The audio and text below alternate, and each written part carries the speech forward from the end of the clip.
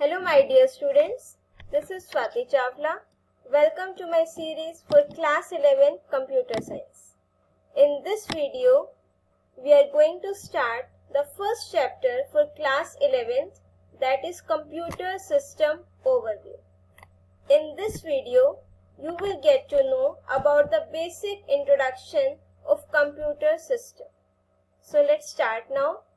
First देखो what is computer. Definition हम बचपन से सुनते आ रहे, computer is an electronic machine that accept input and after processing produce the output. तो व्हाट डज इट मीन कि it is an electronic machine. That means this our computer system will work based upon the it is depend upon the electricity.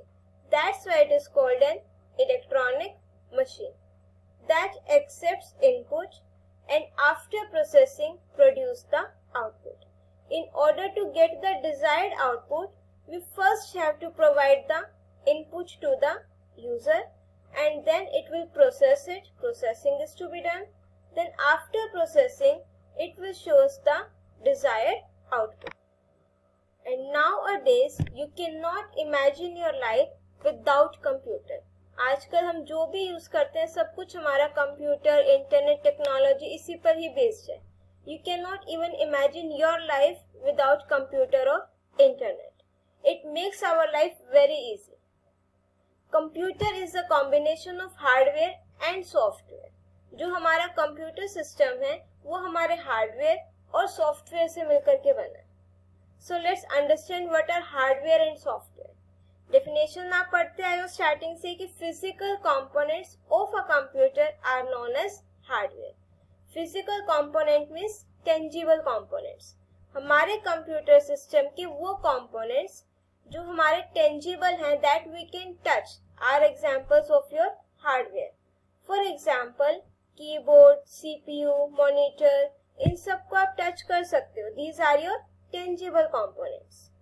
And software, these are the set of written instructions or programs which controls the working of a computer system. ठीक है, इसका मतलब क्या, set of instructions कि उसकी जो working है वो कंप्यूटर सिस्टम पर डिपेंड करती है. इट मीन्स बेटा आप सपोज आपने कोई भी एक प्रोडक्ट परचेज किया, उसके साथ एक मैनुअल आता है. उस मैनुअल में क्या होता है, उससे रिलेटेड इंस्ट्रक्शंस लिखी होती है कि how you have to operate that gadget. Suppose मैंने एक न्यू मोबाइल फोन परचेज किया, उसके साथ एक मैनुअल आता है रिटर्न में. उसमें लिखा होता है कि हर एक की फंक्शनिंग क्या है, इसकी में कौन से फीचर्स हैं, हाउ इट विल वर्क. ये आपका सारा किस में लिखा होता है, मैनुअल में. वो मैनुअल में आपका क्या होता है, सेट ऑफ इंस्ट्रक्शंस. बट अगर हम अपने कंप्यूटर सिस्टम की बात करें तो आई can give you an example. आपके कीबोर्ड में स्पेस बार की होती है. इफ आई आस्क यू कि वो आप स्पेस बार की किस लिए यूज करते हो, तो एकदम से जवाब मिलेगा to give the space between words. ठीक है, अब अगर मैं आपसे पूछूं एंटर की किस लिए यूज करते हो, तो एकदम से बोलोगे नेक्स्ट लाइन के लिए. बट ध्यान से सोचो, क्या इन टू कीज का पर्पस सिर्फ यही है? क्या मैं इन कीज को किसी और जगह पे किसी और पर्पस के लिए नहीं यूज कर सकती? आप लोग गेम्स खेलते हो, ठीक है, उसमें स्पेस बार की का मीनिंग क्या होता है. सपोज अगर कोई कैरेक्टर है, I am playing the bike racing game, तो उसमें वो जंप करेगा. ठीक है, ऐसी एंटर की का मतलब कुछ और होता है. तो अगर मैं पेंट ब्रश यूज कर रही हूँ, उसमें मैं प्लस सिंबल किसी और पर्पस के लिए यूज करती हूँ, to increase the size of my eraser. तो ये जो आपकी कीज की फंक्शनिंग है, ये आपकी किस में लिखी होती है, सॉफ्टवेयर में, कि आपका जो हार्डवेयर है वो किस टाइप से वर्क करेगा. ये सारी इंस्ट्रक्शंस आपकी किस में लिखी होती हैं, software. Now let's move on to the next slide, organisation of computer. जो मेरा कंप्यूटर सिस्टम होगा वो किस पर डिपेंड करेगा, IPO cycle. IPO means input, process and then output. जो भी मैं इसको इनपुट दूंगी वो इसको प्रोसेस करेगा और एट द एंड मुझे क्या मिलेगा, रिजल्ट. इसको हम अंडरस्टैंड करेंगे with the help of a block diagram. अब आप इस ब्लॉक डायग्राम को ध्यान से देखिए. जो मैं यूजर को इनपुट दूंगी वो with the help of input device देंगे. बट जब मैं इनपुट डिवाइस से इनपुट एंटर करूंगी तो वो तो ह्यूमन रीडेबल फॉर्म में होगा। तो क्या मेरा computer human readable form understand कर सकता है? नहीं। ठीक है, तो वहां पर मेरा क्या काम आता है बेटा? Input unit. तो इनपुट यूनिट का मेन काम क्या है? जो भी आप यूजर इनपुट डिवाइस से इनपुट दे रहे हो सिस्टम को, वो उसको किस में कन्वर्ट करेगा? Computer readable form. ओके, उसके बाद storage unit for primary and secondary storage. Control unit आपका सारा कंट्रोल करेगा कि मुझे डेटा को कहां से कहां तक ट्रांसफर करना है। Arithmetic and logic unit ALU, ये आपकी जितनी भी मेरी अरिथमेटिक कैलकुलेशंस होंगी उसको सॉल्व करेगा। अब कंप्यूटर ने ये सारी प्रोसेसिंग करी, अब वो अपना रिजल्ट किस फॉर्म में देगा? ऑब्वियसली बाइनरी लैंग्वेज में, कंप्यूटर रीडेबल फॉर्म में। बट क्या आपके पास जो रिजल्ट है वो कंप्यूटर रीडेबल फॉर्म में आता है? नहीं, वो तो आपके पास ह्यूमन रीडेबल फॉर्म में आता है। दैट मीन्स बीच में एक इंटरमीडिएटर, एक यूनिट है जो मेरा किसका कन्वर्जन का वर्क कर रही है। तो ये काम दोनों तरफ से कौन करता है? Input unit and output unit. Input unit is used to convert the data from which is he has taken the input from the user, and then it will convert it into computer language. And what my output unit will do? It will convert my data from computer readable language to human understandable form. और जो मेरी control unit है, इसका काम क्या है? Data को transfer करना। अब मेमोरी में आपका डेटा सिर्फ स्टोर होएगा, ALU में आपका डेटा सिर्फ कैलकुलेशन पार्ट होगा, बट ALU तक डेटा को लाना, फिर मेमोरी यूनिट तक लेकर जाना स्टोरेज के लिए, ये डेटा सारा कौन पास कर रहा है, कौन चेक कर रहा है? Control unit. Next are my input devices. Input devices are those devices which are used to enter the data in a computer system. जो भी डिवाइसेस से आप कंप्यूटर सिस्टम में डेटा को एंटर करोगे, वो आपके सारे के सारे क्या होंगे? Input devices. Example you can see keyboard. Keyboard से हम अपना डेटा इनपुट करा रहे हैं, तो that is your input device. This mouse, joystick, these are your pointing devices. With the help of mouse and joystick हम अपना डेटा जो है कंप्यूटर में इनपुट करा रहे हैं। नेक्स्ट देखो scanner. Scanner is also an input device. इसमें क्या होता है? सपोज आपके पास कोई एक पेज है, पेपर, आपको उसको कंप्यूटर में अगर चाहिए वो आपको, तो हम क्या यूज करेंगे? स्कैनर। मीन्स अगर आपने अपनी हार्ड कॉपी को सॉफ्ट कॉपी में कन्वर्ट करना हो, तो you have to use the scanner. अब मैं उसमें वो पेज इनपुट दे रही हूँ, तो that's why it is your input device. Next is your webcam. Webcam क्या होता है? सपोज मेरा लैपटॉप है, सामने वेबकैम लगा हुआ है, तो अब मेरी जो इमेज है, मेरी जो पिक्चर है, वो इनपुट हो रही है उसमें, बट वो आपको शो हो रही है मॉनिटर स्क्रीन पर, तो monitor screen will be your output device. Next is your microphone. अगर मुझे अपने सिस्टम में कुछ भी वॉइस के थ्रू, साउंड के थ्रू इनपुट देना है, so for that purpose microphone is used. अब again I am inputting my voice, my audio into the system, so this is my input device.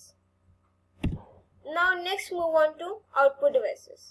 Output devices are those devices which shows you the result after processing. जो भी processing के बाद मेरा result आएगा, मेरे output devices वो होंगी। Example देखिए बेटा, मॉनिटर।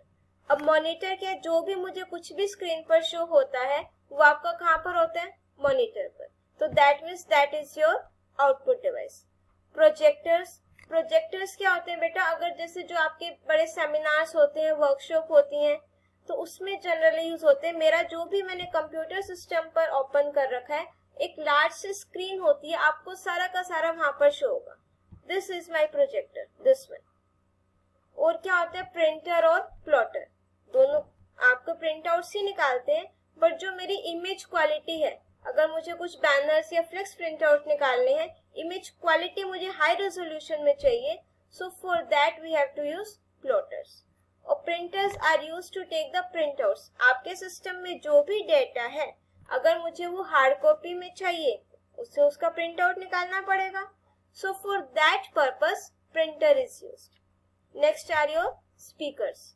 अब स्पीकर्स में क्या होता है? आवाज, साउंड बाहर आती है, अंदर कुछ नहीं जाता है, साउंड बाहर आती है, तो आउटपुट हो रहा है, तो that means this is your output device. Next CPU, central processing unit. इसका मेन काम क्या होता है, ये आपका ब्रेन ऑफ अ कंप्यूटर है। ब्रेन में जितनी सारी फंक्शनिंग होगी, जो कैलकुलेशन पार्ट होगा, वो आपका सारा का सारा किस में होगा, CPU। नेक्स्ट देखो मेमोरी। मेमोरी मीन्स जहां पर आपका कंप्यूटर जो है डेटा को स्टोर करके रखता है। अब it can be your primary memory और it can be your secondary memory.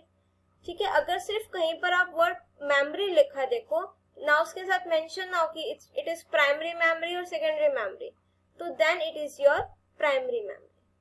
अब देखो जैसे हमारे पास अपनी मेमोरी है, हम उसमें डेटा को स्टोर करते हैं, सेम हमारी कंप्यूटर सिस्टम में भी मेमोरी होती है। बट जो मेरी कंप्यूटर सिस्टम की मेमोरी होती है वो आपकी वोलेटाइल होती है।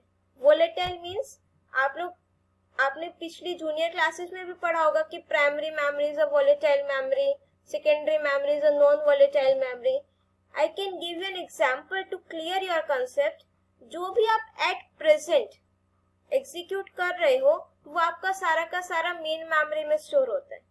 फॉर एग्जाम्पल, अगर मैं इस टाइम पर this power point presentation software open है, ये मेरा मेमोरी में होगा, रैम में। और साथ के साथ अगर मैंने अपना वेब ब्राउजर भी ओपन कर रखा है, वो भी मेरा मेमोरी में होगा। तो जितने टास्क मैं करंटली एग्जीक्यूट कर रही हूँ वो सारे के सारे मेरे किस में होंगे, मेन मेमोरी में। ठीक है, और मैं suppose side by side songs भी सुन रही हूँ, तो वो आपका जो ऑडियो प्लेयर होगा, अगर आप वीडियो देख रहे हो, जो VLC प्लेयर होगा, वो भी आपका सारा किस में होगा, मेन मेमोरी में। ठीक है, अब नाउ लेट्स सपोज अगर पावर कट हो जाता है, कोई आपकी पावर फेलियर हो जाती है, आपका सिस्टम एकदम से बंद हो जाएगा। और अब जैसे ही लाइट आएगी, आप एकदम से सिस्टम ऑन करोगे, तो क्या मेरा वो सारा काम वापस से स्टार्ट हो जाएगा? क्या वो सॉन्ग्स अपने आप प्ले होने स्टार्ट हो जाएंगे? क्या ये पावर पॉइंट प्रेजेंटेशन अपने आप ओपन हो जाएगी? नहीं। तो दैट मीन्स कि जो मेरी प्राइमरी मेमोरी है उसमें मेरा डेटा जो है टेम्परेरी स्टोर रहता है। जब जैसे ही लाइट जाएगी, पावर फेलियर होगा, आपका वो सारा डेटा मेमोरी से लॉस हो जाएगा। बट जो इसका रिवर्स काम है वो कौन करेगा? Secondary memory. सेकेंडरी मेमोरी में क्या होता है, आपका जो डेटा है वो परमानेंट स्टोर रहेगा। सेकेंडरी मेमोरी का एग्जांपल आप पेन ड्राइव ले सकते हो। आपने उसको सिस्टम में लगाया, डेटा को कॉपी पेस्ट किया। ठीक है, अब जब आपने डेटा कॉपी पेस्ट किया, आपका डेटा कंप्लीट उसमें पेस्ट हो गया। ठीक है, आपने पेन ड्राइव नहीं निकाली, पावर फेलियर हो गया, सिस्टम बंद हो गया। अब वापस से जब लाइट आई, आपने सिस्टम दोबारा रिस्टार्ट किया, तो जब आप पेन ड्राइव को ओपन करोगे, तो क्या आपने जब डेटा पेस्ट किया है वो वहां पर नहीं होगा? डेफिनेटली होगा, क्योंकि जो मेरी सेकेंडरी मेमोरी है वो मेरे डेटा को परमानेंट स्टोर करती है। उसके बाद आपकी कुछ एक ये बेसिक यूनिट्स हैं मेमोरी की, जिसको हम बोलते हैं measuring units. The smallest one is your bit, byte, nibble, KB, MB, GB, TB। अब जो मेरी बिट है वो आपकी सबसे स्मॉलेस्ट डिजिट होती है, that is binary digit. There are two types of memory, RAM and ROM, random access memory और read only memory। जो मेरी रीड ओनली मेमोरी है उसमें मैं अपना जो डेटा है सिर्फ रीड कर सकती हूँ, कोई भी राइट ऑपरेशन को परफॉर्म नहीं कर सकती। This is the difference between RAM and ROM. ये क्वेश्चन आपके एग्जाम में जनरली पूछा जाता है कि रैम और रोम में क्या डिफरेंस है। तो जो मेरा रैम है वो रीडिंग और राइटिंग दोनों पर्पस के लिए होता है, बट जो मेरा रोम है वो सिर्फ रीड ओनली पर्पस के लिए होगा। इसमें रोम में मेरा डेटा परमानेंट स्टोर रहेगा और रैम में मेरा डेटा टेम्परेरी स्टोर रहेगा। In our next video, we will continue this section from storage unit. If you are having any doubt, you can write it in comment section, and for your convenience, I will provide you the link of this PPT in my description also, so that you can make your notes accordingly. Till then, keep watching, keep supporting. Thank you. Have a nice day.